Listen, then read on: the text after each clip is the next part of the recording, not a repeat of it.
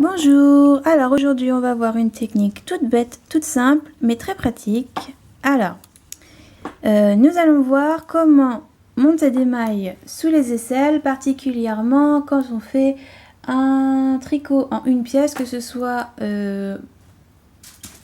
bottom-up ou top-down, donc du haut vers le bas ou du bas vers le haut, sachant que ça marche même pour autre chose que faire des aisselles, hein. Donc, pour monter des mailles sous les aisselles, imaginons que cette partie rose soit le devant de mon gilet et que cette partie blanche soit le dos de mon gilet. Et que entre les deux, vous avez fini de faire votre raglan par exemple et que entre les deux, vous devez monter des mailles pour les aisselles. La technique la plus simple est de monter des mailles basiques. Alors, montez des mailles entre les aisselles, vous passez le fil autour de votre pouce. Donc, vous avez le fil à l'intérieur de la main et il ressort à l'extérieur de la main. Vous voyez? Vous allez piquer sous le brin extérieur. Ça fait une boucle. Vous avez une maille. Vous remettez le fil. Vous piquez sous le brin extérieur. Vous avez 2 mailles. Imaginons que vous ayez 10 mailles à monter. Eh bien, vous le faites 10 fois. Donc, 3... 4, 5, 6, 7, 8, 9 et 10. Vous avez monté 10 mailles. Ensuite, il ne vous reste plus qu'à joindre avec la partie du dos. Donc on va prendre le fil rose pour continuer. Vous joignez en rond. Alors évidemment la première maille sera un peu lâche, il suffit de tirer un petit peu et nous voilà partis pour tricoter le reste du corps. Donc si c'est le dos, vous tricotez le dos, vous arrivez à la deuxième aisselle, vous remontez à nouveau des mailles et vous tricotez le deuxième devant. Si c'est un pull, vous faites d'abord ou le dos ou le devant, selon où commence le début du rang. Donc vous faites le devant, vous montez une aisselle, vous faites le dos, vous montez la seconde aisselle et vous voilà rendu au début de votre rang. Donc je vais faire quelques rangs de jersey pour vous montrer à quoi ça ressemble une fois tricoté. A tout de suite.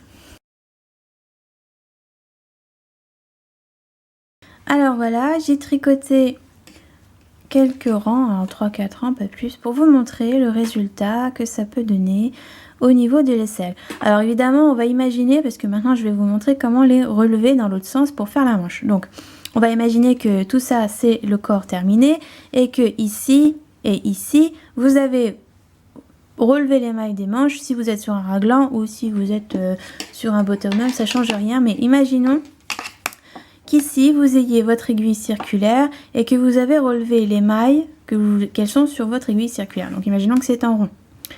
Il va falloir maintenant récupérer les mailles de l'aisselle pour avoir une manche entière. Alors, selon le patron, on vous demandera peut-être de relever à partir du milieu, donc d'ici, de relever les mailles jusque là, puis de tricoter le tour et de relever les 5 dernières mailles. 5, 6, je dis 5 parce que j'en ai monté 10, mais la deuxième moitié des mailles. Et vous aurez ici le marqueur qui sera le marqueur de début de rang de votre manche. Bon, certains patrons vous demanderont directement de relever les mailles et puis de tout relever d'un coup. Donc là, c'est ce qu'on va faire, mais ça ne change absolument rien. Alors, le problème, c'est... Alors, je vais utiliser les mêmes aiguilles, donc ça va s'en mêler un peu de mon côté, mais pas de panique. Et je vais utiliser le fil blanc qui est là, ainsi vous pourrez bien voir ce que je fais. Alors, comment relever les mailles qu'on a montées? Il y a plusieurs façons de faire. Je vais vous montrer, moi, celle que je préfère, tout simplement. Après, vous faites comme vous voulez. Donc, vous pouvez relever la maille en piquant ce brin et en le tricotant, ou en piquant ce brin et le tricoter. Peu importe, hein, l'un des deux, mais toujours 1 sur 2. Ou alors, vous pouvez piquer le brin qui est au-dessus, l'espèce de petite bosse. Donc moi, c'est ce que je préfère faire, donc je vais le faire et je vais vous montrer. Donc, je pique le brin et je le tricote à l'endroit. Donc comme moi d'habitude, je tricote à la suisse. Donc si vous voulez le piquer correctement à la française, vous devez le piquer, alors que j'y vois clair, vous devez le piquer de manière à avoir la maille dans le bon sens. Donc comme ceci. Si vous le piquez comme ceci, vous tricoterez votre maille comme ça. Donc ça marche pareil, hein. Il n'y a aucune différence entre les deux. Donc je pique avec l'aiguille gauche la petite bosse qui se trouve au-dessus de la maille du rang précédent. En fait, vous ne piquez pas la maille du rang précédent, vous piquez le brin qui se trouve entre les deux mailles du rang précédent. Parce que vous voyez, ici vous avez une maille, là vous en avez une autre, et vous piquez le brin qui est entre les deux. Au final, ça revient à peu près à la construction que l'on a quand on tricote, quand on fait les aisselles avec un PCO, un Provisional Cast-On, un montage provisoire. Ça revient exactement à la même chose. Et vous voyez, ça marche très bien. Donc, je continue. Hop.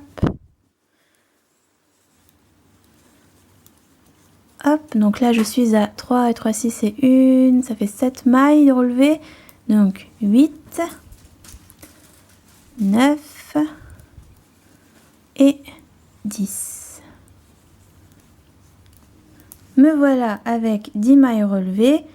Sur le principe, ça revient exactement la même chose que si vous avez piqué la maille à droite ou à gauche, peu importe.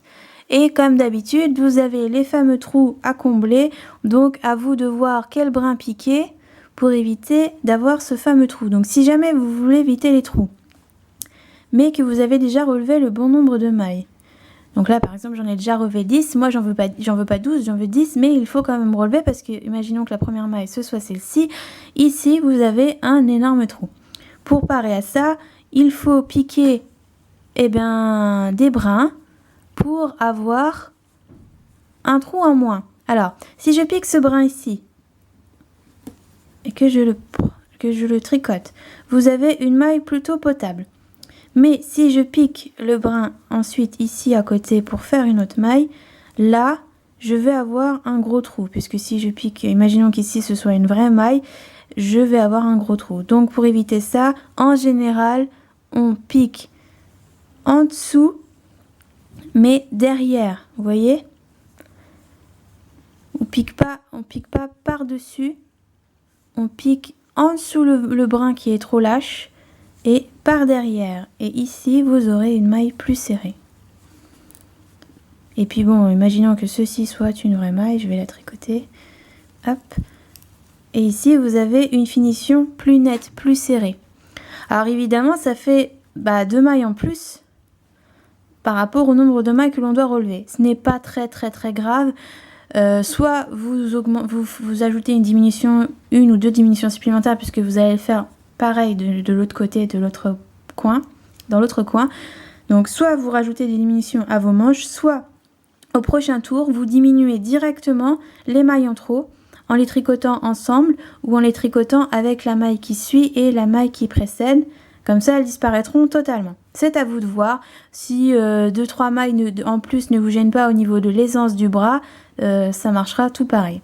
Donc voilà, ça vous donne un semblant de couture sur l'envers. Également sur l'endroit, vous aurez une petite pliure, mais rien de moche. Ce sera très sympa.